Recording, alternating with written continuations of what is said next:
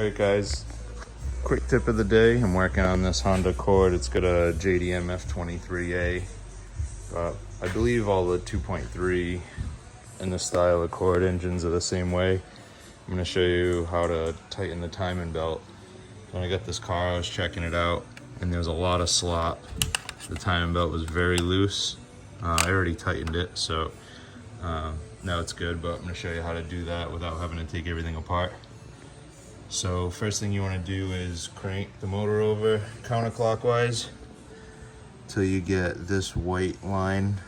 Oh, let me get in focus. Here we go. This arrow lined up with that white line. That's how you know you're on top dead center. The up is facing up. The motor is not entirely straight, so it's going to be tilted back a little bit. As long as that line is lined up, it's good. Now it's kind of tough to see, but there's a 14mm bolt, which is right here. You can kind of see it from this angle too. It's very hard to get to.